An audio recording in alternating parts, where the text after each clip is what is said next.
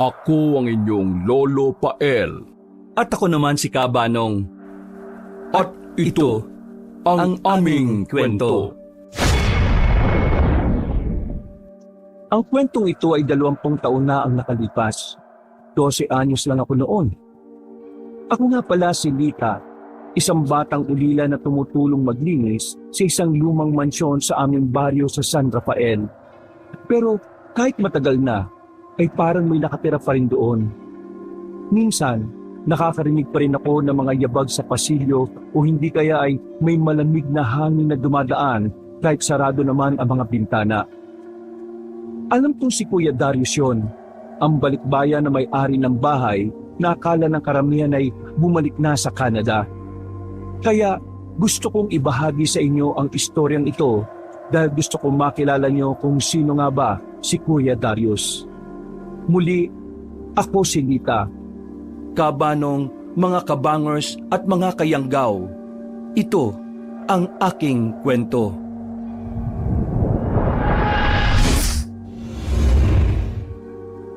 Bago nga pala magsimula ang ating kwento, sana'y mapindot nyo muna ang subscribe button at ang notification bell para lagi kayong nanonotify pag may bago tayong mga kwento. At huwag nyo rin kalilimutan mag-like at comment. Napakalaking tulong po ito sa ating channel para mas makapagatid pa kami sa inyo ng mga magaganda at mga nakakapangilabot na mga kwento. At ngayon, sa ating pagpapatuloy. Lita, ayusin mo nga paglilinis, ha? Bukas darating na yung Kuya Darius mo. Hindi pa naman sanay sa alikabok yon. Opo, Mang Elmo. Sisiguraduhin ko po na malinis ang buong bahay. Paano, lalabas muna ako at asikasuhin ko yung mga bisita. Nasaan ba yung Kuya Eric mo? Nakita ko po kanina, pumasok sa kwarto niya. Ay nako, wala talagang pagbabago yung batang yon. Kahit ang nabubuhay pa si Esmeralda eh. Binuksan ko ang napakalaking kurtina sa bintana ng silid ni Kuya Darius Kabanong para naman pumasok ang sikat ng araw. Isang beses sa isang linggo ko nililinis ang silid ni Kuya, kaya hindi rin naman ito ganoon kadumi. Hindi ko pa nakikita sa personal ang panganay na anak ni Doña Esmeralda at tanging sa litrato lang. Pero sabi ni Mang Elmo na uuwi daw galing ng Canada dahil nga namatay na si Doña Esmeralda. Matangkad din kaya siya kagaya ni Doña Esmeralda? Ang bata pa kasi niya rito sa mga litrato kaya hindi ko alam kung sinong kamukha niya. Ay, ikaw talaga, Lita. Pakialamera ka. Makapaglinis na nga. Talaga palang uuwi na si Kuya Darius, ano? Yun po ang sabi ni Mang Elmo kaya pinapalinis niya ang silid ng kuya mo. Umuwi lang siya dahil namatay si Mama. Pero nung nabubuhay pa, minsan hindi man lang niya kami naalala. Ayun, nagpapasarap lang sa Canada. Ni minsan po hindi siya umuwi dito, kuya? Yes, at sabi ni Mama, busy daw sa buhay niya sa Canada. Kaya nung nagkasakit si Mama, puro tawag lang ang nagagawa niya eh. Baka naman po busy lang talaga siya sa trabaho sa Canada, kaya hindi siya nakakauwi. Hindi po ba kayo masaya kasi solo niyo si Doña Esmeralda? Siyempre naman, masaya. Kasi sabi ni Mama strict si Kuya Darius. Kaya kung dito sana siya naniraan hindi sana, hindi ko nagawa yung mga gusto ko. Nakakatakot naman. Baka masungit din siya sa mga kagaya kong bata. Hindi ko sure Wala kasing pakialam si Kuya Darius sa paligid kaya malabong mapansin niya yung mga tao dito. Eric, narito ko lang pala. Kanina pa kita hinahanap eh. May mga bisita na hinahanap ka. Mang Elmo naman, alam niyo naman na hindi ako mahilig makipag-socialize sa mga friends ni Mama. Sabihin niyo na lang na nagpapahinga na ako. Kahit sandali lang, para lang makita ka nila na katabi ng labi ng mama mo.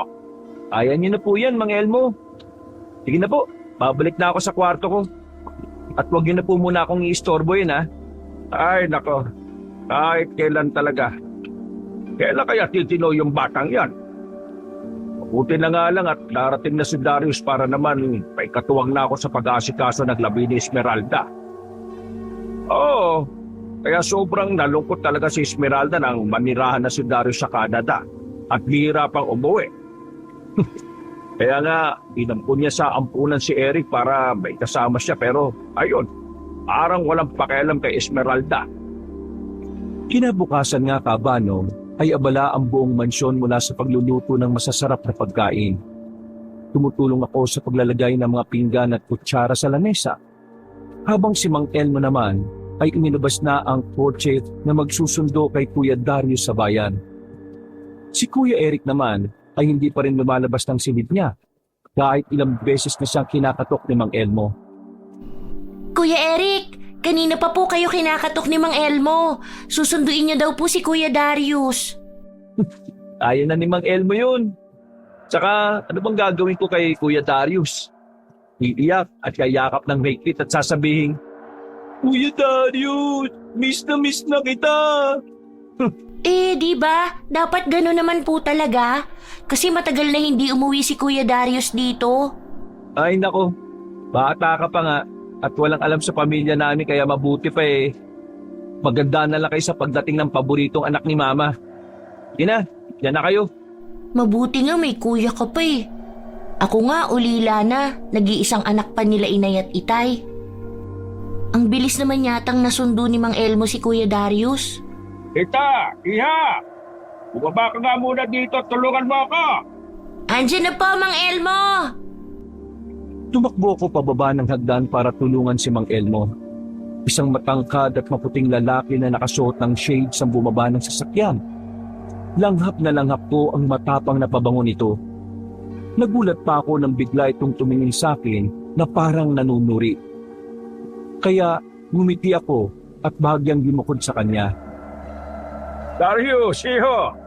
Ito nga pala si Lita, anak ni Rosa at Lando na dati nyo katiwala noon.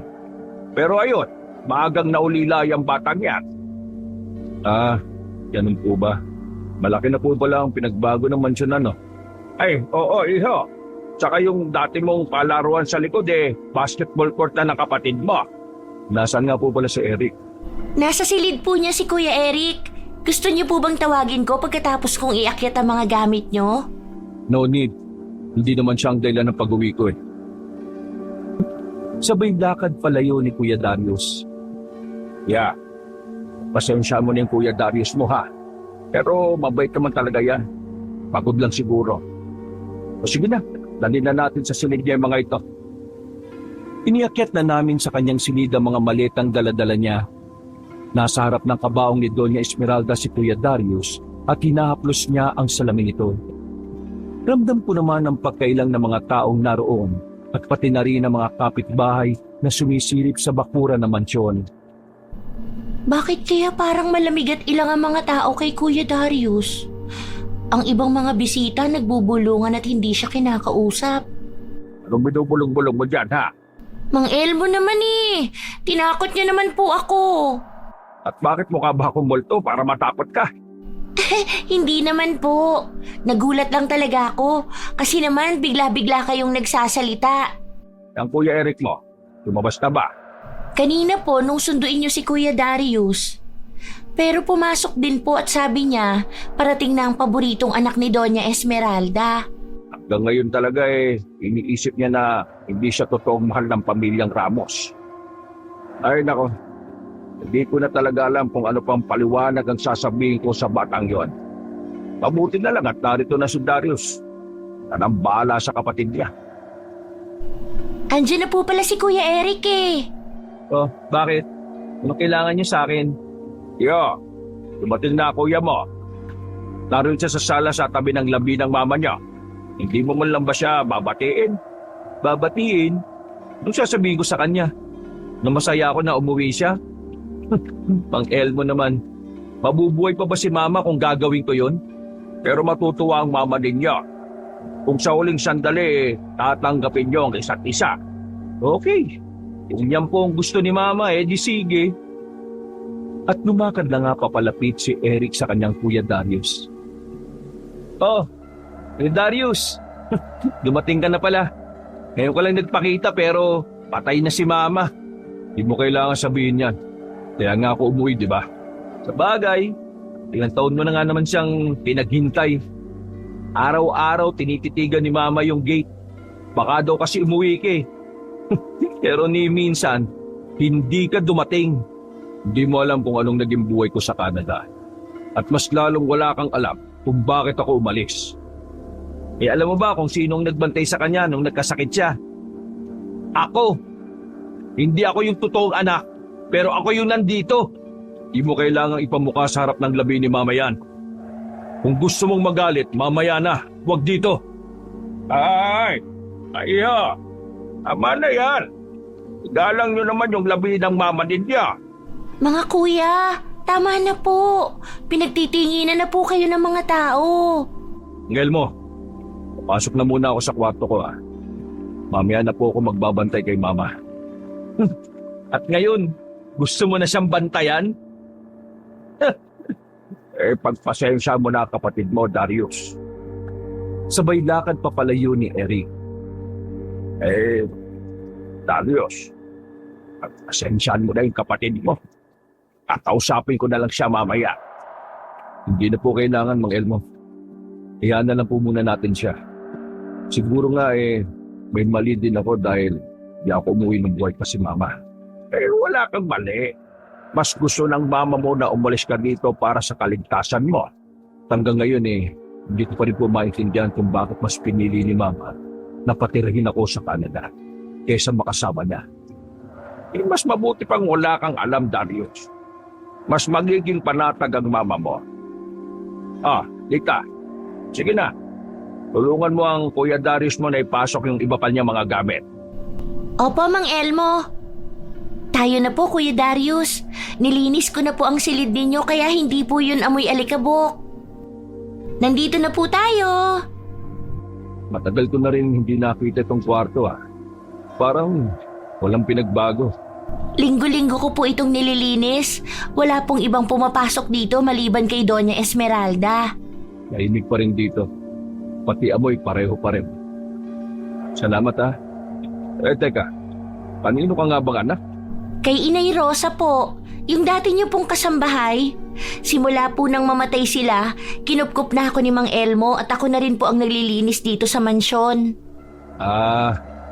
Sige. Salamat, tita. Mabuti't may natira pang katulad nyo dito. Ay, wala pong anuman, kuya. Kung may kailangan po kayo, tawagin niyo lang po ako. Sige na, tita. Maraming salamat. Sa pagkakataong yon, ay naramdaman ko na hindi naman pala siya masungit. Mabait ang boses niya, pero ang kanyang mga mata ay puno ng lungkot. Hindi ko maintindihan kabanong kung bakit galit na galit si Kuya Eric sa kanya. Siguro nga ay dahil hindi naman sila nagkasamang dalawa, kaya hindi sila makasundo. Abala pa rin kaming lahat sa kusina para sa hapunan dahil hindi na kasi muling lumabas si Kuya Darius para sa pananghalian. Bilisan niyo Baka lumabas na si Darius para sa hapunan. Opo, Mang Elmo. Pero alam niyo po ba, mabait pala si Kuya Darius, ano? Akala ko masungit at matapobre kasi galing ibang bansa. Yan ang hindi alam ni Eric at ng iba pang mga taga-baryo. Mabait na bata si Darius at mapagmahal sa kanyang mama. Pero dahil sa hindi may paliwanag na dahilan, bigla na lang itinapon ni Esmeralda sa Canada si Darius. Bakit po kaya? Huwag na natin pag-usapan yan. At hindi na natin sakop ang problema nilang yon. Mabuti pa tawagin mo na ang Kuya Eric mo at kakain na ng hapunan. Matapos na ang hapunan, pero hindi sumabay si Kuya Eric sa kuya niya. At nang matapos ang hapunan ay naupo si Kuya Darius sa tabi ng kabaong ng kanyang ina. Nakasindi ang kandila habang may mga matatandang nagro-rosaryo sa labas ng pinto. Habang ako naman ay tahimik na nag-aayos lang ng mga bulaklak sa paanan ng kabaong ni Doña Esmeralda. Ma, nandito na po ako. Hindi ko man lang kayo naabutan ng buhay. Sana'y papatawad niyo po ako. Maya-maya ay biglang sumipol ng malakas ang hangin. Ay, namatay po ang sindi ng kandila. Ilang gabi na palaging namamatay ang kandila ni Doña Esmeralda. Baka sa hangin lang. Lalo't nakabukas sa mga bintana. Pero sabi ng matatanda, masama daw po kapag namamatay ang kandila eh. Hanggang ngayon ba pamahiin pa rin yan sa baryo? Tsaka ang bata mo pa naniniwala ka na sa mga pamahiin? Maya-maya may biglang kumaluskos sa kisame. Oh, ano yon? Narinig mo ba yon? Opo, at parang may naglalakad po sa itaas. Pusa lang o kaya daga. Wala na pong pusa dito, Kuya Darius. Nang mamatay po ang mama nyo, namatay din si Draco, yung alagang pusa ni Kuya Eric. Habang nag-uusap kami ni Kuya Darius, ay biglang may kung anong bagay ang nahulog sa likod ng kabaong ni Doña Esmeralda. Nakatinginan pa kaming dalawa bago ako lumapit sa pinagbagsakan ng bagay na yon. Dahan-dahan akong lumapit at isang kulay brown na parang balat ng kung ano ang naroon. Ano yan, Lita? Hindi ko po alam eh. Oh, ano ito? Parang balat po. Pero balat po kaya ng anong hayop yan? Hindi ko rin alam Mabuti pa itanong na lang natin kay Mang Elmo. Baka kasi sa ahas ito. Delikado. Hindi pa kami nakakalayo, ay biglang may umihip na malakas na hangin. At ang nakapagpatindig ng balahibo ko ay nang makita kong kusang sumindi ang kaninang patay na kandila. Maya-maya pa ay biglang nagdilim ang paligid. Dinig na dinig ko ang boses ng matandang babae at sinabi niyang bakit ka bumalik anak. At muling bumukas ang ilaw sa buong mansyon. Saan mo nakuha ito? Nakuha po namin ni Lita yung kagabi sa likod ng kabaong ni Mama bago mawala ng ilaw. Parang balat po ng hayop Pero parang... Baka balat lang ng baboy. Alam mo naman kahapon, may mga kinatay na baboy sa likod kaya baka nadala lang ng pusa sa loob ng mansyon. Pero Mang Elmo, wala naman pong pusa sa mansyon Hindi po ba namatay na si Draco? Malay mo, ibang pusa. Hindi ito balat ng baboy, kung ano mang hayop. Teka, naalala ko, ganito rin yung nakita ko sa higaan ni Mama bago siya tuluyang nagkasakit Ano po? Ganito rin po? Oo, nung muling gabi bago siya nilagnat, may ganitong balat sa higaan niya. Akala ko nga noon, tela lang pero nang hawakan ko, parang buhay pa Tapos, nung tinanong ko si Mama, bigla siyang sumigaw. Sabi niya, huwag ko raw hawakan dahil may sumpa yun. Mang Elmo, matagal ka ng katiwala ni Mama. Siguradong may alam ka. Ano po bang nangyayari dito? Ay, wala yan mga iho. Simpleng balat lang yan. Walang ibig sabihin.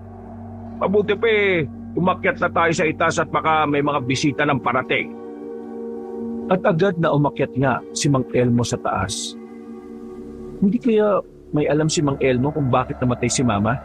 Ibig po bang sabihin, may kinalaman si Mang Elmo sa pagkamatay ng mama ninyo?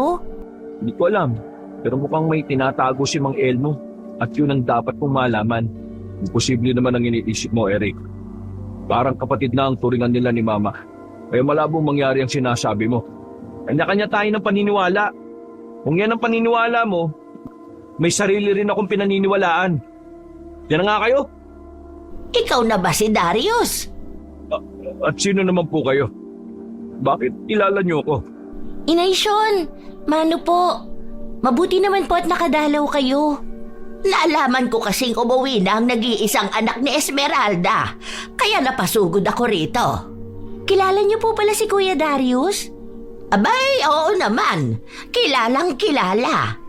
Pero kayo po hindi ko kilala. Ako nga pala si Sean. Pero Inay Sean ang tawag nila sa akin. Taga-kabilang sapa lang ako at ako ang nagpaanak kay Esmeralda. At ikaw yon, Darius. Talaga po? Ikaw ang nagpaanak kay Kuya Darius? Oo. Kaya nang mabalitaan ko na nagbalik siya, agad akong nagpunta rito. Diyos ko! Saan ninyo nakuha ang balat na ito?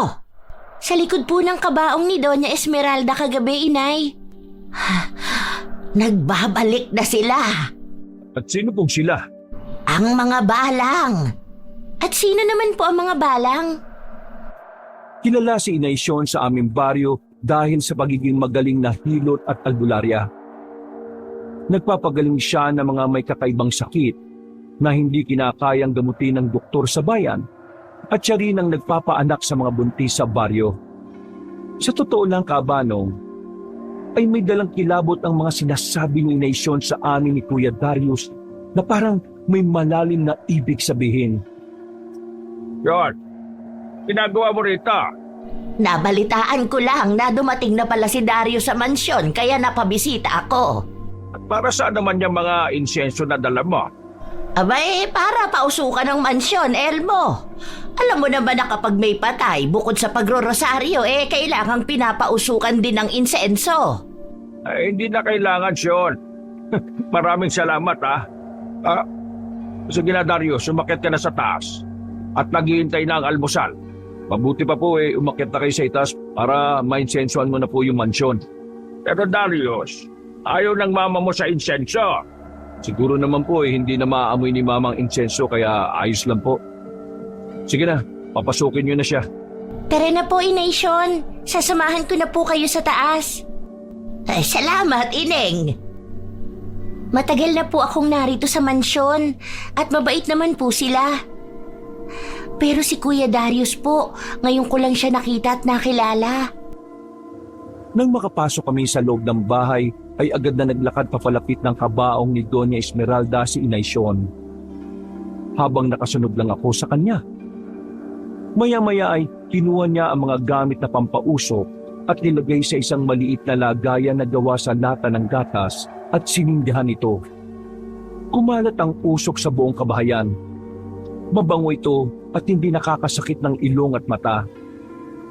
Mang Elmo, anong nangyayari? Bakit mausok dito sa loob ng bahay? Nag-iinsenso lang po si Inasyon, Kuya Eric. Alam niyo ba na ayaw ni mama ng usok na yan? Sigurado kung buhay lang siya, talagang mapapagalitan kayo. Mang Elmo, ano po nangyayari sa inyo? Hindi po kaya dahil sa usok kaya nanghihina si Mang Elmo? Sabi mo sa matanda na itigilan niyo yung pagpapausok. Dali! Inasyon! Pinapasabi po ni Kuya Darius, ihinto niyo na po ang pagpapausok. Nakasama po ata kay Mang Elmo ang sobrang usok kaya nawala ng malay. Ibig sabihin ay umeepekto ang pagtataboy sa mga balang sa bahay na ito. Ano po ba yung sinasabi ninyong balang, Inasyon? Kanina niyo pa po sinasabi yan Mabuti pa umalis na kayo ng mansyon. Bago pa madaming mawala ng malay dahil sa kapal ng usok ng insenso nyo. Mag-iingat ka rin, iho. Baka hindi kayanin ang bait mo ang matutuklasan mo. Baliw talaga ata yung matandang yun Sige na, Lita. Sama mo na pababa ng mansyon yung matandang yan. Pasensya na po kayo kay Kuya Eric, Inasyon. Ayos lang. Hindi naman siya ang sadya ko sa bahay na ito, kundi si Darius. Gusto ko lang talaga siyang makausap tungkol sa kanyang ina. Bumalik na lang po kayo bukas ng umaga, Inasyon. Baka po may jetlag pa rin si Kuya Darius kaya hindi siya masyadong nagsasalita. Basta ikaw, mag-ingat ka. Maraming lihim ang bahay na yan at hindi lahat kayang unawain ng ordinaryong tao. Tungkol pa rin po ba yan sa balat na nakita namin kagabi? Tandaan mo, iha. May dahilan ako kung bakit narito ako sa mansyon at kung sakaling dumating na ang tamang panahon ng pagpapalit ng balat ay huwag kang matatakot. Naguguluhan na po talaga ako sa mga sinasabi ninyo, Inasyon. Lita, umakyat ka na, tinahanap ka na ni Mang Elmo. Sige po, Inay. Aakyat na po ako. Bukas po bumalik kayo, ha? Sige, Ineng. Babalik na lang ako bukas, Darius. Kinabukasan nga ay maagang nagising ang lahat. Ang araw ay bahagyang sumisilip sa lumang bintana ng bahay ni Mang Elmo. Tahimik lang ang paligid at tilaok lang ng manok ang maririnig at ilang huli ng ibon sa mga puno. Lumabas si Mang Elmo sa kanyang silid at pakapit-kapit sa kanyang ulo. Kamusta na po kayo, Mang Elmo? Ano po bang nangyari sa inyo at bigla na lang kayo nawala ng malay? Hindi ko rin alam Matindi lang siguro yung usok ng insenso ni Sean. Kaya medyo nahilo ako kahapon. Pero masarap naman po sa ilong ang usok, baka po dahil tumatanda na kayo. Loko kang bata ka. Kalabaw lang ang tumatanda. At ang kagaya ko na batak sa trabaho hindi basta-basta mahinang matanda. Hanggang kailan po kaya si Kuya Darius sa mansyon? Hindi ko alam. Pero mas mabuti na dito na lang siya para asikasuhin ng mga naiwan ni Esmeralda. Sa bagay. Saka para po kahit paano, may hindi masungit sa bahay nila. Ang sungit kasi palagi ni Kuya Eric eh. Kaya mo na ang Kuya Eric mo. Pasasan ba't magiging mabait rin yan kapag nagkakilala na sila ng husto ni Darius. Tara, bilisan na natin at maghahanda pa tayo ng almusal sa mansyon.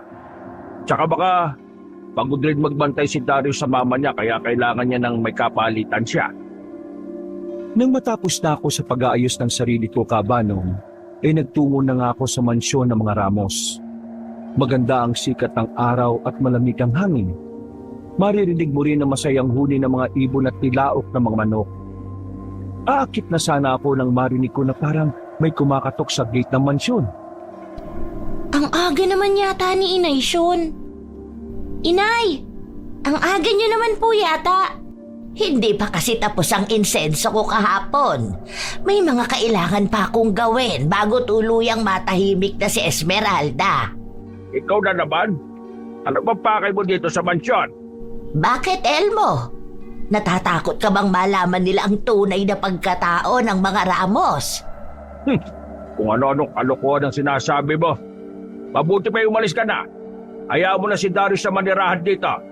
Kahit pilit mong itago ang nalalaman mo, Elmo, lalabas at lalabas din yon. Bakit po kayo bumalik? Pasensya na po kasi sinabi ko kay Inay Sean kahapon na bumalik na lang siya ngayon. Wala na pong dapat alalahanin. Okay naman po ang lahat dito at hindi nyo na po kailangan gawin niya. Alam mo bang hindi lahat ng patay ay nagpapahinga na? May mga natutulog lang at kung magising na sila ay may kapalit na buhay. Gilan mo na nga yung mga pamahiin mo, Sean. Mabuti pa umuwi ka na at hindi namin kailangan ng basbas mula sa'yo. Pamahiin? Kung pamahiin lang ito, bakit naaamoy ko pa rin ang kakaibang balat na meron ka, Elmo? Hindi mo ba nararamdaman, Darius, na may kakaiba sa balat mo? Ano pong sinasabi nyo? Tigilan mo na yan, Sean. Kapag hindi ka pa umalis baka ipadampot ka na namin sa pulis. Huwag mong maliitin ang pagod na kaluluwa. Hindi lang katawan ang natutulog, iho. Minsan, pati sumpa. Habang maaga pa ay bumalik ka na sa abroad para hindi muling magising ang balat mo. Ihahatid na po kita sa labas, Inay Sean. Mabuti pa nga. Bilisan mo ng paghatid sa kanya at madami pa tayong gagawin. Pagpasensyahan niyo na po si Mang Elmo, ha? Baka po masama pa rin ang pakiramdam niya dahil sa nangyari kahapon. Ayos lang, Ineng. At least alam ko na gumagana pa rin ang ritual na ginagamit ko. Ano pong ritual? Alam niyo po, naguguluhan na talaga ako sa mga sinasabi niyo. Pero ano po bang sikreto na meron ng mga Ramos? Hindi mo pa maiintindihan yon, Ineng. Pero kailangan mong bantayan si Darius. Huwag mo siyang hahayaang magising mag-isa. Kapag sumapit ang 3 gabi, kapag nailibing na si Esmeralda. At bakit naman po? Saka sa bahay po ako ni Mang Elmo nakatira kaya hindi ko mababantayan si Kuya Darius. At kung sakali na may kumatok mula sa likod ng bahay, kahit boses pa ng kung sino, huwag na huwag mong pagbubuksan. Lumabas ng gate si Inay Sean. Biglang sumimoy ang malamig at malakas na hangin, dahilan para mayakap ko ang aking sarili. Naglakad siya papalayo, dala-dala ang kanyang maliit na bayong na puno ng halamang gamot at gamit sa pag-iinsenso. Nakita ko na naman sa bintana na nakadungaw si Kuya Darius at Mang Elmo. Habang papalayo si Inay Sean. Nasusunod ako matukulit ng matandang yun Tawagin mo muna ako, ha? Hindi yung pinapapasok mo kagad. Opo, Mang Elmo. Pasensya na po at hindi na po mauulit. Paliw na yung matandang yon. Kaya wag mo na siyang kakausapin ulit. at naglakad papalayo si Mang Elmo. Huwag mo nang pansinin yon. Yung mga sinabi ng matandang babae kanina, matanda na yon. Marami nang napapapaniwala sa mga kwento. Pero para sigurado, huwag ka na rin magpapagabi dito sa mansyon. Umuwi ka na lang bago mag-alas 6. Narito naman kami. Opo, Kuya Darius. Pero parang totoo po yung sinasabi ni Inay Sean kanina. Para bang may alam siya? At kung may alaman siya, hindi na rin ako interesado sa anumang kwento. Gusto kong mailibing ng tahimik si Mama at ayusin ang mga naiwan niya. Tita! Tulungan mo na kami rito sa kusina. Huwag mo na munang istorbe ng kuya mo dyan. O sige na, makapagalitan ka na naman ni Mang Elmo. Tawagin niyo na lang po ako kapag may kailangan kayo. Ikaw, Lita, ha? Sa susunod huwag ka magtitiwala sa kahit na kanina. Eh di ba, kilala niyo naman po si Inay Sean. Saka nung nabubuhay pa si Doña Esmeralda, palagi siyang narito sa mansyon. Pero bakit ngayon po parang iniiwasan ninyo si Inay Sean? Alam mo ikaw, sobrang dami ng tanong mo. Bata-bata mo pa pero nuknukan ka na ng chismosa. Nagsasabi lang naman po ako ng totoo, Mang Elmo eh. Saka, paano kung totoo yung mga sinasabi ni Inay Sean na may kababalaghang nangyayari dito sa mansyon? Mga maingay dyan baka marinig ka nila. Walang kababalaghan at kahit ano dito sa baryo. Naintindihan mo? Sa mga sandaling yon, Kabanong, parang nararamdaman ko na may tinatago si Mang Elmo sa amin.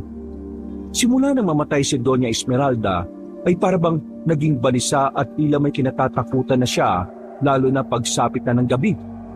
At napapansin ko yon kapag hindi siya mapakali sa kanyang higaan.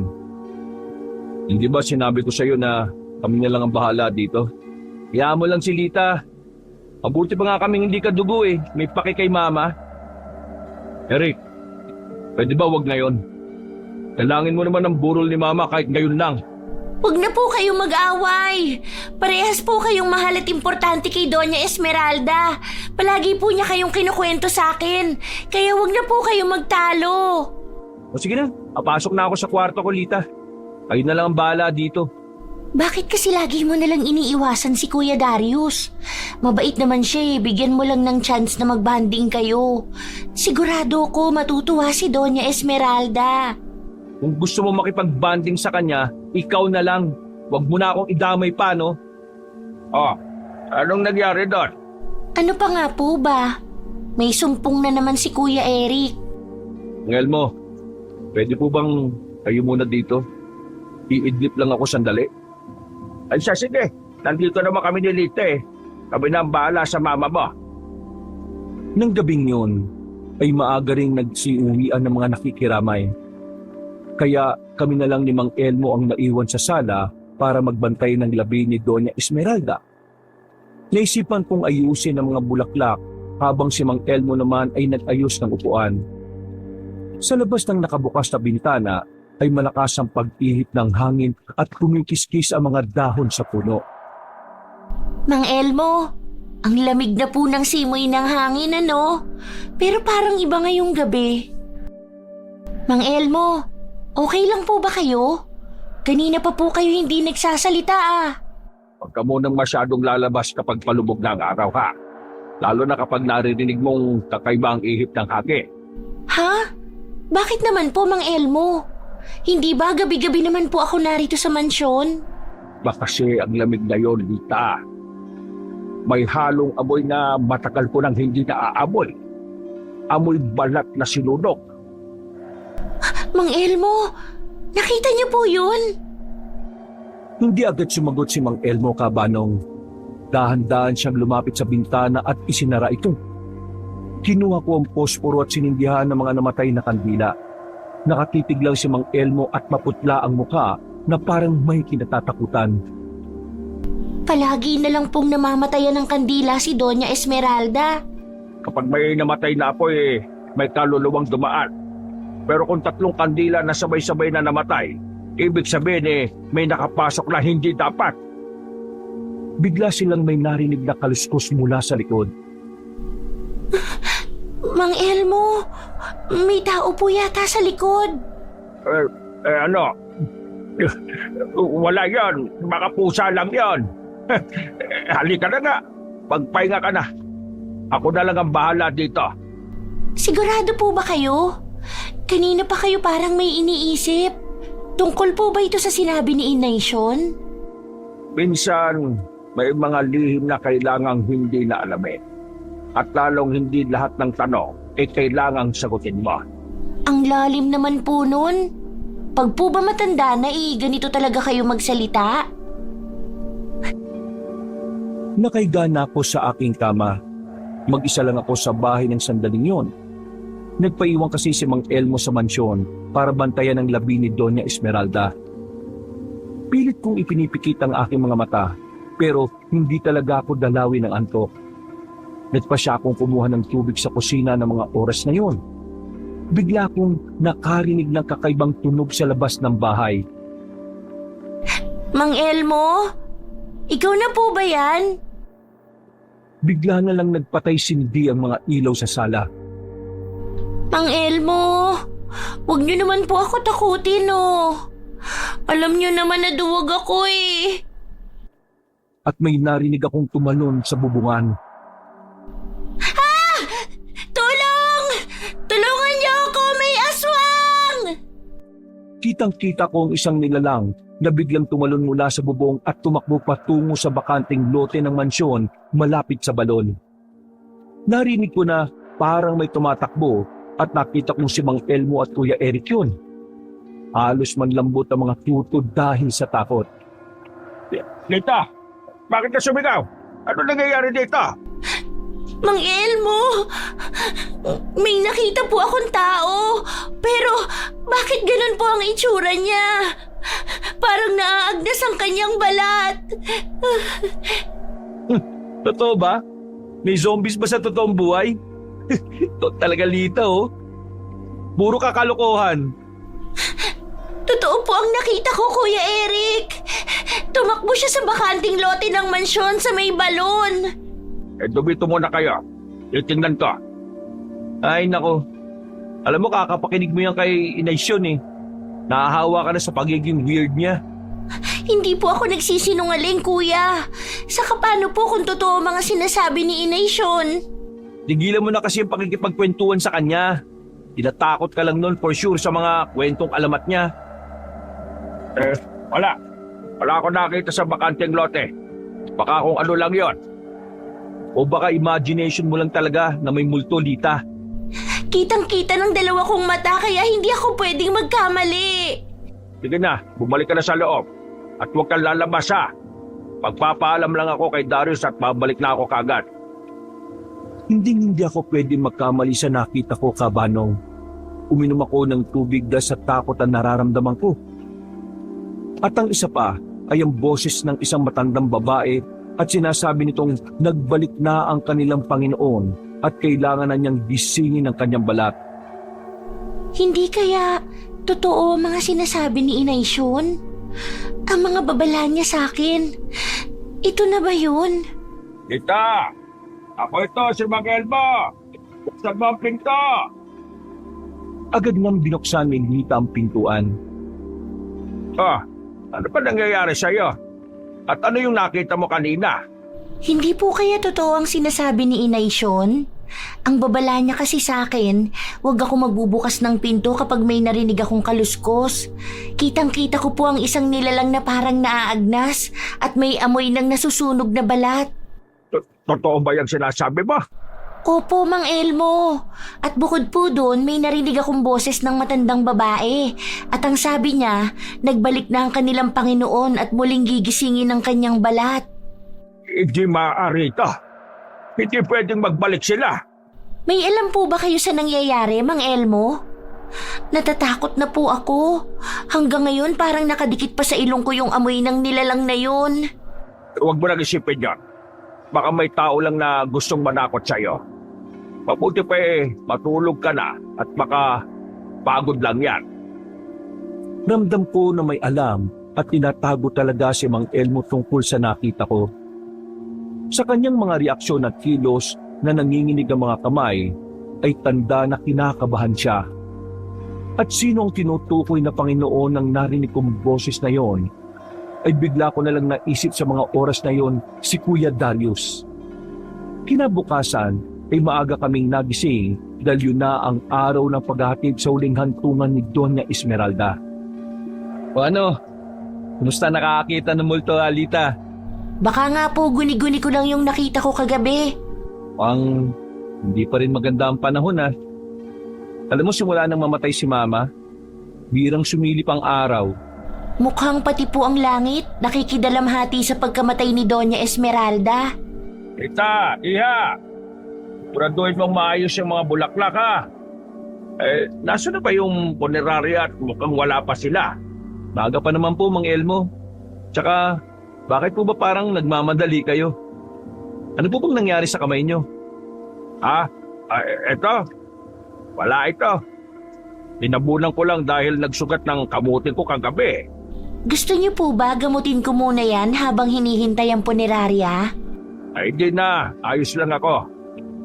Ayan, nariyan na yung punerarya. Tawagin mo na yung Kuya Darius mo. Sige na. Biglang dumating si Kuya Darius. Suot ang itim na Amerikana pero kapansin-pansin ang maputlang kulay niya at halatang kulang sa tulog. Napatingin ako sa benda niya sa kanyang braso at nilipat ko ang tingin sa kamay ni Mang Elmo. Handa na bang lahat, Mang Elmo? Oo, Iha. Nakahanda na ang lahat. Nariyan na rin ang karo ng patay. Ibiniling ko na rin sa mga naglilinis na ayusin ang buong bahay bago tayo bumalik. Kuya Darius, eto nga po palang rosaryo. Sabi po ng matatanda, lagyan ng rosaryo ang kamay ng namatay bago ilibing para hindi raw po pamahayan ng masamang espiritu. Na nga ba sinasabi ko sa iyo eh. Kung ano-ano yung nakikita mo dahil sa kakapakinig mo yan sa matatanda lalo na kay Inaisyon. Tayo na. Bago pa nila ibaba yung labi ng mama ninyo. Wala na po ba kayong nakalimutan? Bawal na po kasi bumalik kapag nailabas na ang patay. Kung hindi lang talaga kita kilala, Lita, iisipin ko na kasing tanda ka na ni Mang Elmo. Dami mo kasing pamahiin eh. Wala naman pong mawawala kung susunod tayo, di ba? Nang umagang yon, ay naihatid na namin sa huling hantungan ng labi ni Doña Esmeralda. Ang ilang mga nakipaglibing ay nagpaalam na sa magkapatid. Bakas ang lungkot sa mukha ni Kuya Eric at Kuya Darius. Hindi man sila nagsasalita, pero ramdam ko ang bigat sa kanilang mga puso. Miguel mo, Lita, pwede na muna kayo magpahinga ha. Pero marami pa kaming gagawin dito sa mansyon eh. Okay lang po, mas kailangan niyo po muna magpahinga. Oo nga po, Mang Elmo. Namumutla po kayo eh. Saka na paano po ba yung kamay ninyo ni Kuya Darius? Parang sabay po kayong nagkasugat. O nga, Iho. Ano ba nangyari sa braso mo? Nalmot ko lang ito kagabi. Pero pagising ko yung mga sugat na yung braso ko.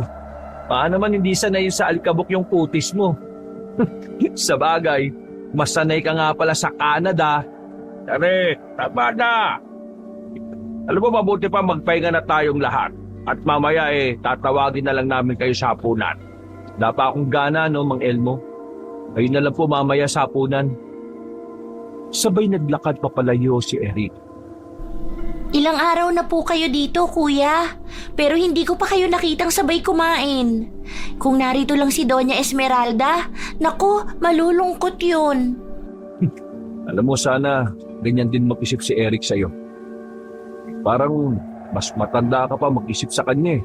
Balang araw, mangyayari rin na magkakaayos kayo magkapatid. Kayong wala ng mama mo, Darius. Dito ka na ba ulit titira? Hindi ko pa po masasagot yan, Mang Elmo eh. Sana dito na lang po kayo, Kuya Darius, para may kasama si Kuya Eric. Para hindi na siya masungit. Hindi ko pa alam. Pero namiss ko rin talaga ang bahay na ito. Ang tagal ko kasi hindi nakauwi dito eh. Nang matapos na ang hapunan sa mansyon, ay naunang umuwi si Mang Elmo dahil masama ang pakiramdam niya.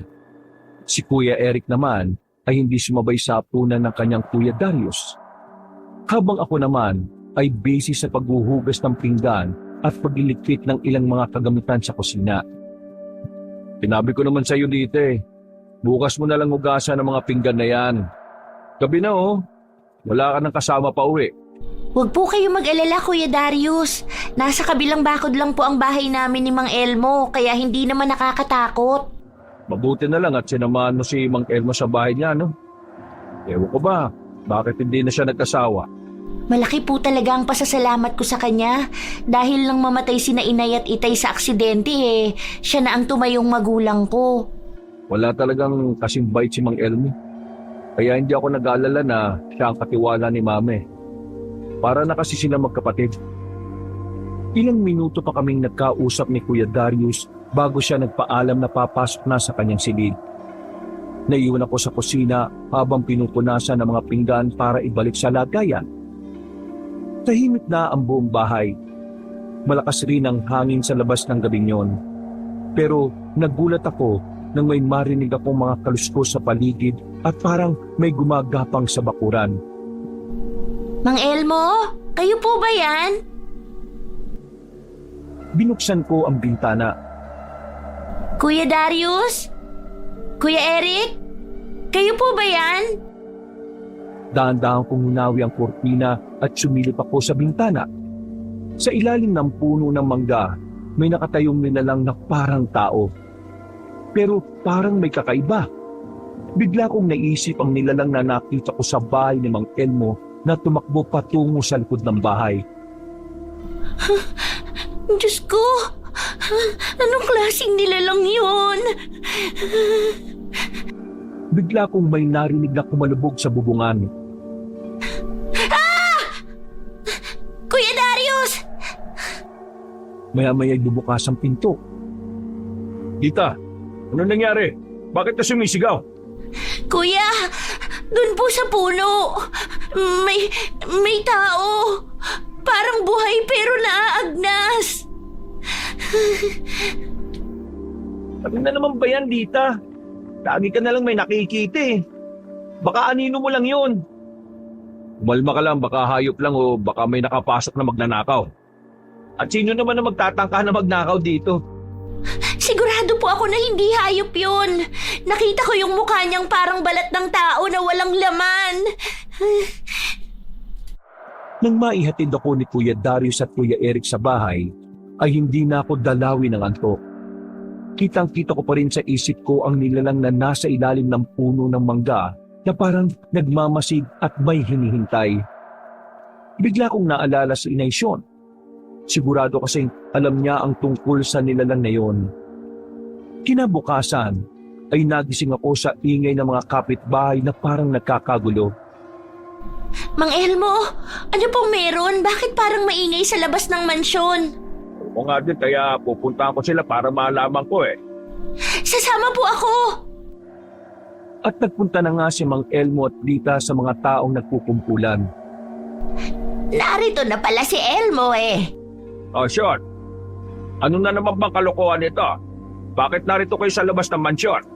Hindi ako ang dahilan kung bakit sila narito. Naabutan ko lang silang nagkakagulo. Maya-maya ay sumigaw at galit na ang mga tao habang isinisigaw nila ang pangalan ni Kuya Darius. At pinaparatangan nila ito sa pagkawala ng mga bangkay sa sementeryo. Nakita ko si Kuya Darius na nakasilip lang sa kanyang bintana at nakatingin sa labas. Patuloy pa rin nagsisigawan ng mga tao. Kuya Darius, bumalik na po kayo sa itaas. Ano ba nangyayari dito? Bakit nagwawala kayo sa gate namin? Ako na ang bahala dito, Eric. Saka iyo, umakit na kayo sa itaas. Huwag kang matakot, Elmo. Kung wala namang masamang ginagawa si Darius, hayaan mong ipaliwanag niya sa mga tao na wala siyang nalalaman sa nangyari. Sigurado naman po kaming walang kinalaman si Kuya Darius sa binibintang nila eh. Mission, ano po bang pinaglalaban ng mga taga-baryo? Bakit sila nandito? Naabutan ko na lang ang mga tao na narito sa gate ninyo at sinasabi nilang maaaring may kinalaman ng kuya mo sa mga nawawalang bangkay sa sementeryo. Hindi ako kriminal. At mas lalong hindi ako magnanakaw ng bangkay. At ano naman ang gagawin ko sa mga bangkay, ha? Hindi kami close ng kuya ko, ano? Pero tawang-tawa naman ako sa mga ibinibintang niyo sa kanya. At bakit naman nanakawin niya mga bangkay sa sementeryo? Ayon sa mga nakakita, dito raw tumakbo ang kumuha ng bangkay sa sementeryo. At sabi pa nila nakita nila ang tuyong balat sa kabaong ng bangkay. Tuyong balat? Hindi po kaya yun ang nakita kong nilalang kagabi? Anong sabi mo? Nakita mo ang mga balang? Opo, Inay Sean. Kaya sigurado po akong hindi si Kuya Darius ang gumawa nun sa mga bangkay. Dahil narito po si Kuya nang makita ko ang nilalang na yun. Baka yun po ang gumawa. Aba na, Lita. Huwag ka nang dumagdag pa sa kalokohan ng mga taong yan. Hindi totoong nilalang na nakita mo. Sigurado kung taong magnanakaw ang kumuha nun at baka dito lang tumakbo. Pero, Mang Elmo, yung balat po na nakita namin ni Kuya Darius, hindi po ba to yung balat din ng kung anong hayop pag nakita namin? Tama na! Umakit ka na sa itaas. Hindi ka dapat nakikisali sa usapan ng mga matatanda Sigurado akong nabuhay na ang balat niya, Elmo. Kaya bumabalik na siya. Hindi mo ba itatago ang totoo? Hindi ko alam pero nararamdaman kong may itinatago si Mang Elmo. O kaya ay pinagtatakpan niya ang tungkol sa ibinibintang ng mga tao tungkol sa mga bangkay na nawawala. Patuloy pa rin ang mga tao sa pagkalampag ng gate ng mansyon. Habang ako naman ay nalilito sa kung ano ang iisipin kong totoo. Yang araw na pero hindi pa rin namamatay ang pagbuska nila kay Kuya Darius Hindi ko nga rin po alam kung bakit siya ang pinaghihinalaan ng mga tao Ganun talaga siguro kasi ngayon lang siya nakita dito sa baryo tapos biglang may ganyan nangyayari. Naniniwala po ba kayo sa kanila, Kuya? Nagagawin yun ni Kuya Darius? Alam mo, Lita, kahit sabihin kong hindi ako naniniwala, may mga bagay na hindi ko rin maipaliwanag. Matagal sing nawala kaya hindi ko alam kung anong paniniwalaan ko. Kawawa naman po si Kuya Darius. Kamamatay lang ng mama nyo tapos ganito naman ang mga tao. Mama lang namin pero hindi ako Dugong Ramos, no?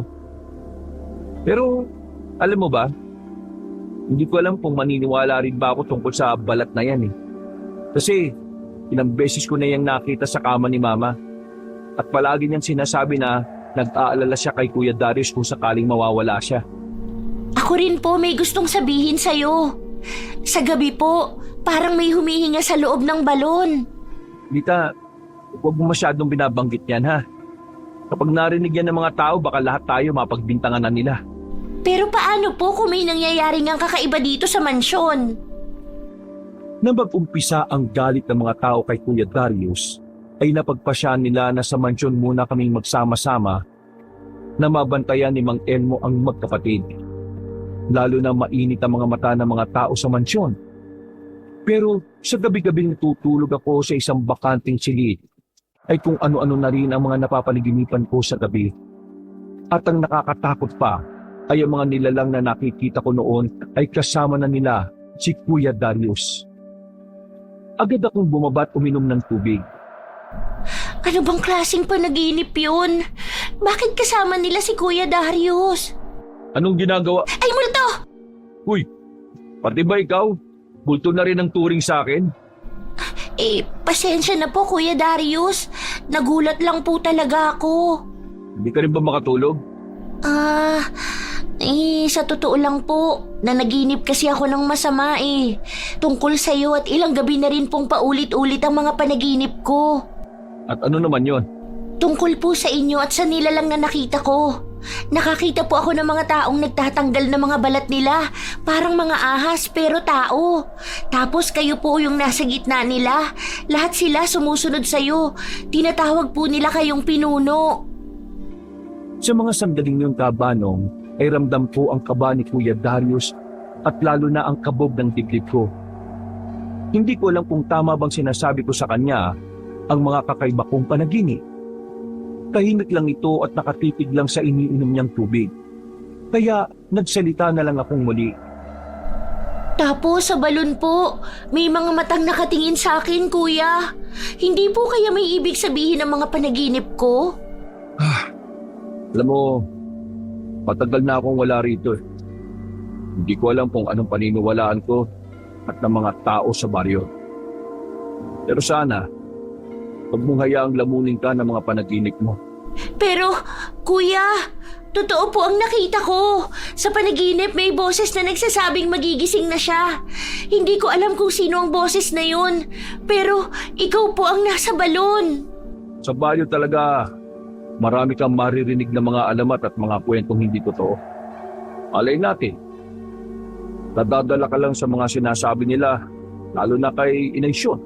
At sa panaginip ko, sinasabi ni Inay Shon na kapag may nagising na balat ay may kukuning kaluluwa. At pagkatapos nun, nakita ko kayo nakatingin sa akin. Kung ano man ang nasa panaginip mo, sana wag mo munang sabihin kahit na kanina, ha? May mga bagay na mas mabuting hindi muna pinag-iisapan. Natatakot po ako, kuya. Paano kung paalala yun na may darating na masama? Lita, makinig ka. Kung ano man yung nakita mo, naririnig mo sa balon, huwag ka na lang munang lumapit doon para hindi mo nadadala sa panaginip mo, okay? Opo, kuya. Pasensya na po kayo sa mga tao kung pinagbibintangan nila kayo ng masama. Ang samahan nyo kami dito sa mansyon ay malaking bagay na sa amin, Rita. Mabuti na nga lang at nandiyan kayong dalawa ni Mang Elmo. Kaya sige na, natulog ka na at huwag mong kakalimutan magdasal para hindi ka managinip ng masama, okay? Opo, Kuya Darius. Akala ko po talaga masungit kayo. Yun pala hindi naman. Sobrang bait niyo po, kuya. Mukha lang talaga akong seryoso kaya napagkakamalan nila akong masungit eh. Para po pala kayong tatay ko. Yan din ang sinasabi ng mga tao. Kaso wala na po si tatay Magkasama na sila ni nanay sa langit. O sige, ganito na lang. Pwede mo akong gawing tatay-tatayan. Talaga po? Pero hindi naman po kayo mukhang tatay Ang bata niyo pa po kasing tingnan. Sa unang pagkakataon ka, Banong, ay nakita ko ang mga ngiti ni Kuya Dario sa simpleng biruan naming dalawa. Sa sandaling yon, ay nawala sa isip ko ang takot tungkol sa aking mga panaginip. Nagpasya na akong bumalik sa silid at pilit kong ipinipikit ang aking mga mata. Kinabukasan, paglabas ko sa kwarto, ay naroon na si Mang Elmo at naghahanda na ng pagkain. Mang Elmo, bakit hindi niyo po ako ginising agad? Natulungan sana kita. Ayos lang ito. Hindi naman mahirap na trabaho ito eh. Ang mabuti pa, ihanda mo na lang yung lamesa at baka magising na yung mga kuya mo. Ayos lang po ba kayo? Oo, ayos lang ako. Hindi lang ako masyadong nakatulog kagabi kaya parang sumasakit ang ulo ko. Ang mabuti pa po magpahinga na lang kayo. Ako na lang po ang bahala sa pagkain ni na Kuya Eric. Kaya ko pa naman, Rita. Kung akala mo sa akin, matanda na ako. Huwag na po matigas ang ulo, Mang Elmo. Ipapaliwanag ko na lang po kay Kuya Darius. Nagulat ako na makita ko ang braso ni Mang Elmo na parang natatanggal ang balat. Buong araw kong iniisip pa rin ang nakita kong nangyari sa kanya. Nag-alala rin ako kay Mang Elmo kaya naman isang desisyon ang ginawa ko nung araw na yon. Anong ginagawa mo rito, iha? May problema ba sa mansyon? Tulungan niyo po ako. Si Mang Elmo po kasi parang nagbabalat ang katawan. Parang natutuklap ng sadya. Hindi mo na kailangang sabihin yan. Alam ko ang nangyayari kay Elmo at hindi yun isang sakit. Ano pong ibig niyong sabihin? Bata ka pa at hindi mo pa lubos na mauunawaan. Pero ang pamilyang Ramos at si Elmo ay matagal nang nililihim ang totoo nilang katauhan. Ang balat na natutuklap, yun ang unang palatandaan na nagigising na ang aswang sa balat nila. Aswang po? Hindi totoo yan. Si Mang Elmo, mabait po siya at itinuturing niya akong totoong apo. Alam ko, hindi masama si Elmo. Siya ang nagpoprotekta sa pamilyang Ramos higit kay Darius. Pati po si Kuya Darius? Aswang din? Lalabas at lalabas sa tamang oras ang lahat, iha. Ako ang nagputol ng sumpa sa balat ni Darius nang ipinanganak siya. Kaya nagpasya si Esmeralda sa 22 taong kaarawan ni Darius ay ilalayo siya sa baryo at sa mga balang. Nagkaroon ako ng ideya na kaya nasa Canada si Kuya Darius ay dahil ayaw ni Doña Esmeralda na maging aswang na balang si Kuya Darius. Pero ngayong narito na siya ulit, ay bumalik na ang sumpa ng mga balang. At ang nilalang na nakikita ko ay ang mga aswang na gustong kumuha sa kanya. Ikinuwento ko rin ang mga masasamang panaginip ko kay Inay Sean at sinabi niyang totoo ang lahat ng yon. Si Kuya Darius ang susunod na hari ng mga balang. Diyos ko, anong gagawin ko? Ayoko maging aswang si Mang Elmo at Kuya Darius. Uy, anong binubulong-bulong mo dyan? Saan ka ba galing? Naglakad-lakad lang po. Okay ka lang ba? Alam mo, lahat kayo ang weird. Si Mang Elmo, kanina pa nasa balon sa likod at nakatitig lang. Si Kuya Darius naman may mga sugat sa katawan na parang yung nangyari kay mama nun. Kuya, maniniwala ka ba kung sasabihin kong may aswang sa mansyon na ito? Alam mo ikaw, kung ano-ano pinakikinggan mo sa radyo, binabasa sa comics Sana naman ang galing yung aswang na yan Hindi bali na lang kuya. Maiwan muna kita at maghahanda pa ako ng hapunan natin. Alam mo, mas mabuti pa. Magbasa ka na lang ng comics sa kwarto kesa makakita kayo ng kung ano-anong mga eksena. Pumasok ng kwarto si Kuya Eric habang ako naman ay nagsimula na maghanda ng hapunan. Magdidilim na pero hindi ko makita sa mansyon si Mang Elmo. Pinuntahan ko na rin sa bahay pero wala talaga siya roon. Bigla kong nakarinig na parang may kaluskos mula sa garden malapit sa lumang balon. Mang Elmo? Ay, Diyos ko! Dugo ba to? Mang Elmo? Mang Elmo? Ano po nangyari sa inyo? Huwag kang lalapit, tita. Umalis ka na. Iligtas mo sarili mo. Hindi po kita iiwan dito. Hihingi po ako ng tulong sa kanila. Huwag. Delikado ang gagawin mo. Huwag mo nga hayaang makalapit si Darius dito sa balon. Ano po bang nangyayari? Bakit ganyan ang itsura mo? Totoo po bang isa kang aswang na balang? Tumakbo ka na! Hindi po kita iiwan dito, Mang Elmo. Kayo na lang po ang pamilya ko. Hindi ako papayag na may mangyaring masama sa inyo. Huwag na matigas ang ulo mo, Lita. Dali! Biglang bumuhos ang malakas na ulan. Malakas na hangin at mula sa malayo ay maririnig ang malalakas na tahol ng mga aso.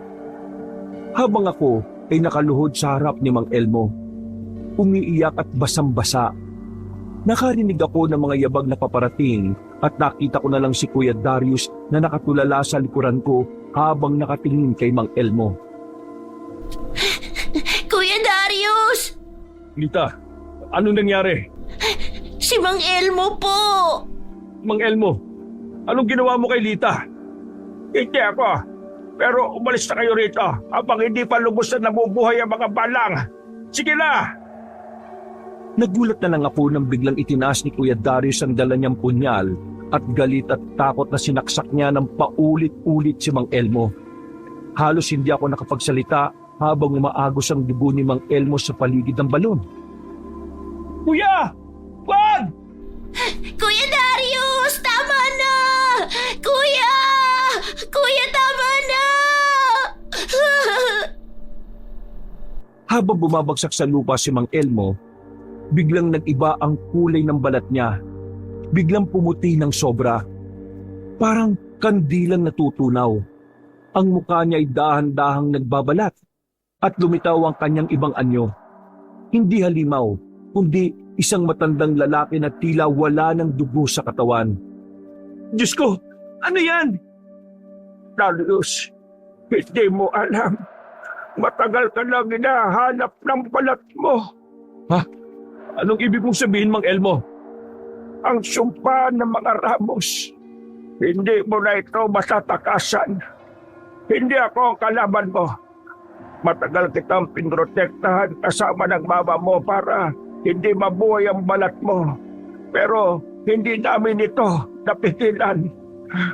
Ibig sabihin, aswang ka, Kuya Darius at si Mama? Hindi totoo to. Ano nangyayari sa mansyon at sa pamilyang to? Anong sumpa meron ka, Kuya? Hindi ko sinasadyang gawin to kay Mang Elmo. Pero bakit naging ganyan ang itsura niya? At anong ibig niyang sabihin na hinahanap ako ng balat ko?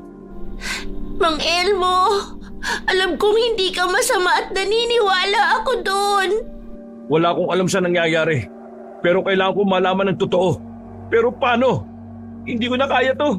Wala na mamatay si Mama. Puro kababalagan na nangyayari. Mga bangkay na nawawala. At ikaw ang pinagbibintangan. Balat na natutuklap tapos ngayon si Mang Elmo. Isang malakas na kulog at kidlat ang maririnig sa paligid. Si Inay Sean lang ang makakatulong sa atin at magsasabi ng katotohanan. At ano naman ang kinalaman na matandang yun sa latang ito? May nabanggit siya sa akin na ang balat ni Kuya Darius ay pinutol niya sa isang sumpa. Ang sumpa ng mga aswang na balang. Kailangan ko makausap si Inay Sean, Lita. Gusto ko malaman ang buong katotohanan. Tahimik lang kaming tatlo, Kabanong. Tanging maririnig lang ay ang mga alulong na mga aso na mahaba at nakakapangilabot. Habang bumubuhos ang ulan, ay umaagos pa rin ang dugo ni Mang Elmo sa sahig. Hindi pa rin ako makapaniwala sa mga nangyayari. Patuloy lang ang agos ng luha ko habang nakatingin sa wala ng buhay na si Mang Elmo. Hindi ako makatulog, Kuya Darius. Bawat pikit ko, nakikita ko ang mukha ni Mang Elmo. Hindi ko pa rin matanggap ang ginawa ko. Akala ko, tinangka niyang saktan kaya nagawa ko yun. Wala po kayong kasalanan. Alam kong hindi niyo yung sinasadya. Si Inay Sean, kailangan ko ulit siyang puntahan. Nasama ako sa'yo. Hindi ko alam kung madami pa ang mga nilalang na kagaya ni Mang Elmo kaya sasamahan kita. Eric, may pupuntahan lang kami ni Lita. Huwag kang aalis dito ah. Delikado na ang paligid. Baka hindi pa rin po niya matanggap ang nangyari. Ramdam ko ang matinding takot ni Kuya Eric kagabi. Malamig ang simoy ng hangin nang umagang magpasya kaming pumunta sa bahay ni Inay Sean sa paanan ng bundok. Medyo madilim pa nang umalis kami para hindi makita ng mga tao si Kuya Darius. Ilang minuto lang naman ay nakarating na kami sa tapat ng bahay kubo ni Inay Sean. Ang katotohanan, matagal nang bantay si Elmo ng pamilyang Ramos. Hindi lang siya basta katiwala. Siya ang tinatawag na tagapangalaga. Isang nilalang na binigyan ng buhay upang bantayan ang dugo ninyo. Tagapangalaga? Ibig pong sabihin hindi talaga siya tao? Hindi na. Isa siyang nilalang na ginawa mula sa lumang ritual ng inyong mga ninuno. Ang dugo ng Ramos ay may panata. Ang protektahan ang lihim ng balon. Kaya ba nung maliit pa ako bawal na bawal akong lumapit sa balon na yon dahil sa sumpa? Oo, dahil doon nakatali ang sumpa ng pamilya ninyo. Ang dugo ng Ramos ang nagselyo sa mga balang. Kaya ngayong patay na si Elmo, hindi ka naligtas, Darius. Ano pong ibig niyong sabihin? Ikaw ang susunod na tagapagbantay ng balon na yon, Darius. At malapit nang lumabas ang aswang sa balat mo. Hindi totoo yan. Hindi ako aswang. Hindi ako magiging katulad ni Mang Elmo. Ilang araw na nang malaman namin ang tungkol sa sumpa ng pamilyang Ramos, hindi inaasahang isang gabi na makikita ko mismo si Kuya Darius na nasa harapan ng salamin at pinupunit ang balat niya sa braso at sa iba pang parte ng kanyang katawan. Sa oras na yon, ay mas nangingibabaw ang awa ko sa kanya kaysa sa takot. Kuya Darius, labanan mo ang nangyayari sa'yo. Kuya, ano ginagawa mo sa sarili mo? Pinapalitan ko lang ang balat ko dahil luma na sila. Lita, ano bang nangyayari? Bakit ngayon si Kuya Darius naman ang ganyan ng itsura? Kuya Eric, kailangan natin pigilan si Kuya Darius sa ginagawa niya. Pero paano? Parang hindi na siya si Kuya Darius Kuya Darius, tama na. Nasasaktan na po kayo. Hindi man lang ako pinakinggan ni Kuya Darius. Mas lalo akong kinilabutan nang ngumiti ito ng kakaiba. Sabay nilapitan ng salamin at muling ipinagpatuloy ang pagkalas sa kanyang balat. Napakaapit ako kay Kuya Eric nang biglang mamatay ang lahat ng ilaw sa mansyon. Nakarinig kami ng mga yabag mula sa labas, kaya kahit madilim ay hinila ko si Kuya Eric at nagtago kami sa ilalim ng lamesa. Kuya Eric, naririnig niyo po ba yung boses na yun? Hindi ako pwede magkamali. Boses ni Mama yun. Pero paano nangyari yun? Ipatay na si Doña Esmeralda. Hindi ko alam pero boses talaga ni Mama yun eh. Teka, Lita, Eric, nasan kayo? Naririnig niyo rin ba yung boses ni Mama? Si Kuya ba talaga yung nagsasalita na yun? Hindi ko alam, Kuya. Pero huwag ka munang lumabas. Baka ginagaya niya lang ang boses ni Kuya Darius. Biglang kumidlat at sa liwanag na yon ay nakita namin ni Kuya Eric ang mga nilalang na may mahabang katawan. May balat na nakalaylay sa mga braso, maputla at may mga puting mata. At isa na roon si Kuya Darius. Naririnig pa rin namin ang mga boses na tila tinatawag at pinasasama nila si Kuya Darius. Kuya Darius! Huwag kang sasama sa kanila! Hindi ka halimaw kagaya nila! Kuya, labanan mo ang mga boses nila. Huwag kang sasama. Kami ni Kuya Eric ang totoo mong pamilya, hindi sila. Huwag kang maniniwala sa boses na yun! Hindi yun si Mama! Patay na siya! Eh huwag kang sasama sa kanila! Hindi ko alam kung sino ako. Bakit ganito ang sinapit ko? Ito ba ang dahilan kung bakit itinaboy ako ni Mama patungo sa Canada? Ayaw ko maging halimaw! Tulungan niyo ako! Hawakan mo ang kamay ko, Kuya Darius. Hihingi tayo ng tulong kay Inay Sean. Tulungan mo ako, Lita. Ikaw na lang ang pag-asa kong gumaling. Ayoko maging halimaw! Naglakad ako papalapit kay Kuya Darius kahit matinding kaba ang nararamdaman ko. Alam kong kailangan niya ng tulong namin para takasan ang pagiging isang balang. Nakaharap naman sa akin ang mga balang at kahit puti lang ang mga mata nila, ay nararamdaman ko na galit sila sa akin. Lita, huwag kang lalapit sa kanya. Inay Sean, mabuti po't dumating ka. Natatakot na po ako. Kinokontrol ng balang ang kanyang isip at katawan, kaya huwag kang lalapit sa kanya. Sino po ba sila? Sila ang mga balang, mga nilalang na nagpapalit ng balat para mabuhay. Noong sanggol pa lang si Darius, pinutol ko ang ugnayan niya sa mga balang. Pero ngayong patay na ang kanyang ina, bumalik ang dugong balang sa kanya. Hindi totoo ito. Sabihin niyong hindi aswang ang mga Ramos. Hindi natin mapipilit ang gusto nating isipin dahil yon ang katotohanan. Hindi! Hindi! Tao sila! Tao! Tumakbo si Kuya Eric palabas ng mansyon habang nagsisisigaw na parang baliw.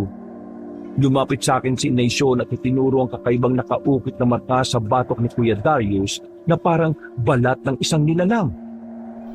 Tingnan mo yon, Iha. Ang marka na nasa batok ni Darius ay palatandaan na hindi siya isinilang na isang tao.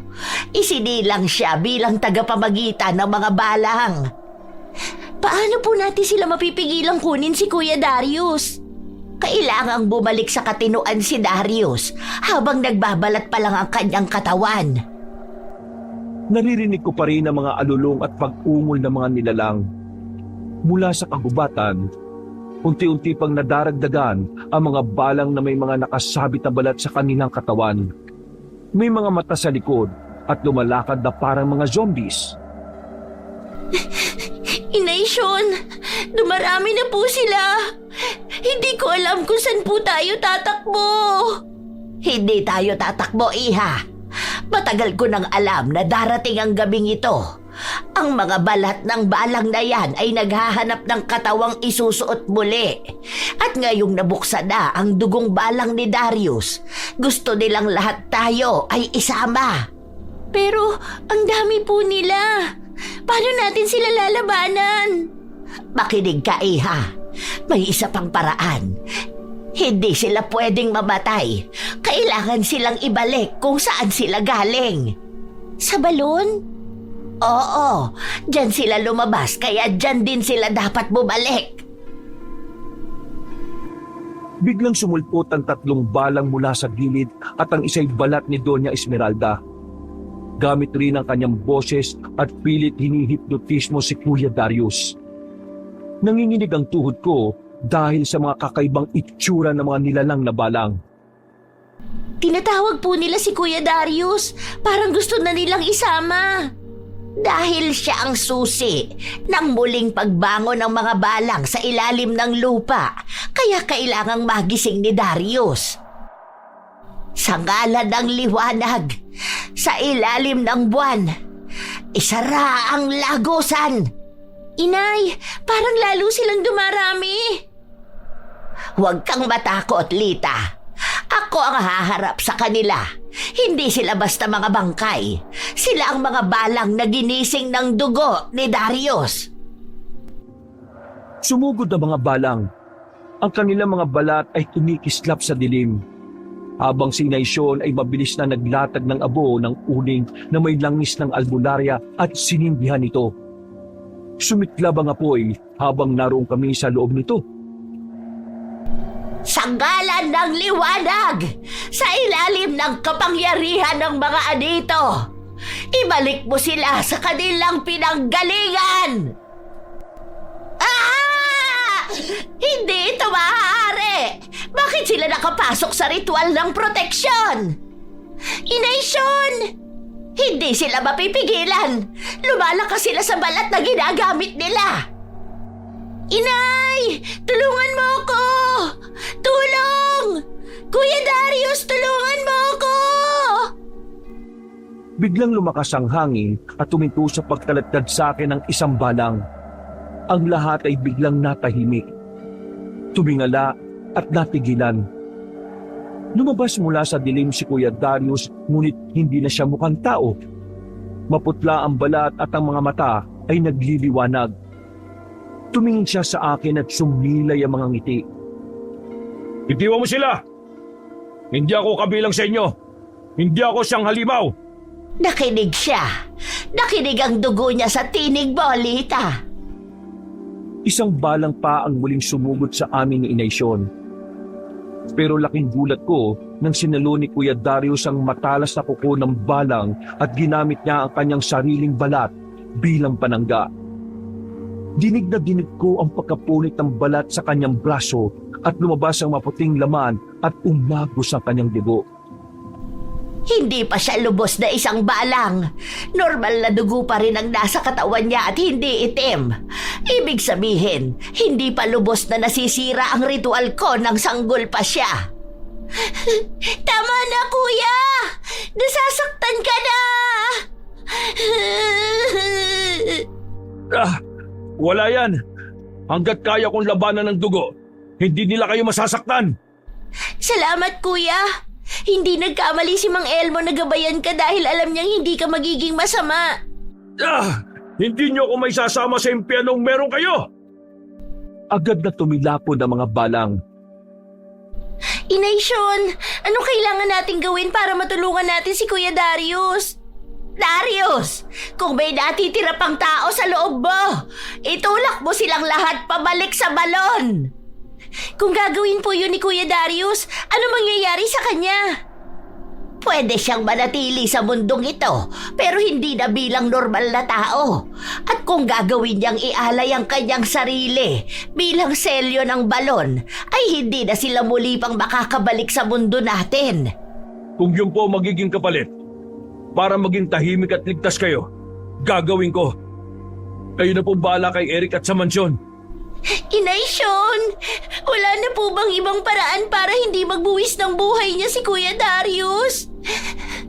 Wala na, Iha.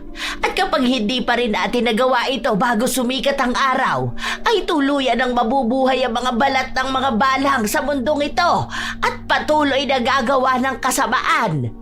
Huwag ka mag-alala, Lita. Kahit sandali lang akong narito, ay naramdaman ko sa iyo ang pagtanggap bilang isang tao. Matagal na ako nakakulong sa mundo na hindi ko gusto, simula nang umalis ako patungong Canada. Kaya, hindi na ito magiging mahirap para sa akin. Pero kuya, marami ka pang pwedeng gawin kasama si Kuya Eric. Habang nag-uusap kami, ay biglang lumabas ang nilalang na kamukha ni Doña Esmeralda at maging si Mang Elmo. Tinatawag nila si Kuya Darius para tapusin na ang liwanag at magsama-sama na sila at maging isa muli. Hindi namin inaasahang lalapit si Kuya Darius sa kanila habang pilit siyang pinipigilan ni Inay Sion. Huwag kang maniniwala sa kanila! Nililing lang ka lang nila, Darius! Hindi siya ang iyong ina at si Elmo! Mga balat sila na kumapit sa alaala mo! Walang patay na bumabalik para mabuhay muli! Darius, huwag mong gawin yan! Iligtas mo sila sa dilim at huwag hayaang makagawa muli ng masama! Kung totoong mahal mo sila! Sasama ako sa kanila. Kung galing ako sa dilim din ako magtatapos. Hindi ako halimaw. Ako, si Darius Ramos. Agad na tumalon sa balon si Kuya Darius. Nakakakilabot na sigawan ng mga balang habang parang may kung anong humihigop sa kanila papasok ng balon. Hindi pa rin ako makapaniwala na wala na si Kuya Darius at pinili niya na sumama sa mga balang kapalit ng tuluyang pagselyo ng lagusan ng mga balang at kadiliman. Kuya Darius! Inay! Wala na si Kuya! Iyan ang kapalit ng kalayaan niya. Yan ang sumpang tinapos niya. Ang dugo niya ang nagtakip sa pinto ng dilim. Hindi na sila makakabalik. Hindi man lang niya nasubukan ang malayang buhay, Inay Sion. Wala tayong magagawa. Yan ang kanyang kapalaran, Iha. Pinili niyang iligtas tayo at ang baryo sa kadiliman kahit ang kapalit ay kanyang buhay. Nilaok ng manok ang marinig sa paligid. Sumisikat na ang haring araw. Nakatayo pa rin kami ni Inay Sion sa harap ng balon. Narinig ko rin ang mga taong nasa harapan ng mansyon at nag-uusap-usap tungkol sa narinig nilang ingay sa mansyon ng gabi. Ngayong wala na si Darius, ano na ang balak mo ngayon, Lita? Hahanapin ko po si Kuya Eric, Inay Sion. Siya po ang natitirang kapamilya ng mga Ramos kaya kailangan ko siyang hanapin. Tapos na ang lahi ng mga balang. Wala na ang lagusan. Makakapagpahinga na rin ako bilang tagapagbantay ng mga balang. Huwag po kayo mag-alala, Kuya Darius. Hahanapin ko po si Kuya Eric. Ilang araw na pero hindi ko pa rin makita si Kuya Eric. Ang sabi ng mga taga-baryo ay nakita nilang tumatakbo ng gabing nagkakagulo sa mansyon. Walang nakakaalam ng tungkol sa tunay na nangyari at pinalabas namin ni Inay Sion na bumalik na sa Canada si Kuya Darius kasama si Mang Elmo at hindi na muli pang babalik sa baryo. Nasaan ka na ba kasi, Kuya Eric? Ilang araw na pero hindi ko pa rin alam kung nasaan ka. Maya-maya'y biglang may kaluskos na narinig sa bodega ng mansyon. Sino yan? May tao ba dyan? Kuya Eric, ikaw ba yan? Hindi totoo. Hindi sila aswang. Hindi sila aswang. Kuya Eric? Diyos ko, Kuya Eric, ikaw nga! Nandito ka lang pala sa likod ng mansyon. Ilang araw na kitang hinahanap. Umalis na sila. Sinama na sila ng dilim. Hindi na sila papalik. Diyos ko! Ay, saan mo siya nakita? Nandito lang po pala siya sa bodega, Inay Sion. Paparating na sila. Paparating na sila. Ang mga taong nakagda sa balat. Andiyan na sila. Mukhang hindi niya nakayanan ng kanyang mga nakita, Lita. Dalhin mo siya sa itaas at susubukan kung usalan siya ng orasyon. Nagpasya kong ipagamot na lang si Kuya Eric sa mental hospital para gumaling siya gamit ang pera ng mga Ramos. Makalipas kasi ang araw na nakita ko siya sa bodega ay hindi na siya muli pang nagsalita. Hindi na rin natutulog at kumakain. Parang iniwan na niya ang kanyang sarili sa dilim ng gabing na wala ang buong pamilya ng Ramos. Kuya Eric, pasensya na kung kailangan kong gawin to Pero huwag ka mag-alala, gagaling ka. Makakatulong sila sa'yo doon. Tawarin mo ako, Kuya. Alam kong binabantayan tayo ni Kuya Darius at ng mama mo. Pati na rin ni Mang Elmo. Babalik ka sa dati mong sarili. Pangako yan. Agad na maririnig ang tunog ng paparating na ambulansya. Alam kong ito rin ang kagustuhan ninyo para kay Kuya Eric. Salamat, Kuya. Ako na lang ang natira dito sa mansyon ng mga Ramos Cabanong. Sabi ng iba ay isinumpa ang mansyon na ito, pero para sa akin, ito na ang tahanan ng mga alaala namin. Paminsan-minsan, nararamdaman ko pa rin ang presensya ni Kuya Darius. Yung malamig na hangin sa gabi, yung mga yabag sa pasilyo, pero minsan ay hindi ako natakot. Paminsan-minsan ay dumadalaw si Inay Sion sa mansyon para mag-alay ng dasal at ritual sa balon para sa tuluyang katahimikan ng mga balat ng mga balang. Sa kasalukuyan ay isa na akong guro at magaling na rin si Kuya Eric at nagkaroon pa ng masayang pamilya at naninirahan sa iniwang ari-arian ni Kuya Darius sa Canada kasama ang kanyang anak at asawa. Hanggang dito na lang po ang istorya ng kababalaghan na kailanman ay hindi ko makakalimutan, Kabanong. Maraming salamat po sa pag-ere ng aking istorya. Mga kabangers, mga kayanggaw, si Kabanong po. Maraming salamat po sa pakikinig dito sa maganda nating kwento. Kung medyo nabitin po kayo, maaari po sana na dalawin niyo po yung iba pa nating mga channel. Yung mga kwento ni Kabanong at syempre yung bagong-bago natin na channel na Kabanong version 2.0. Dahil doon, bukod sa meron na tayong music and effects, may mapapanood na rin po kayong mga images na gumagalaw. Kaya pwede kayong nakikinig lang o pwede rin kayong nanonood. O di ba? Ang ganda po ng ganon. Kaya kung gusto niyo po yung mga ganong klase ng istorya, huwag niyo pong kakalimutan na mag-subscribe sa mga channel natin na yun Ilalagay natin sa pin comment o sa description ang mga link ng mga channel na yon. At syempre, dito rin po sa Pamela Clamil na channel. Dahil nga konti pa lang po yung mga subscriber ng channel na ito. And of course, huwag niyo rin po kalimutan na mag-iwan ng comment at pindutin rin ang like button. Hanggang sa muling mga kwento, wakas!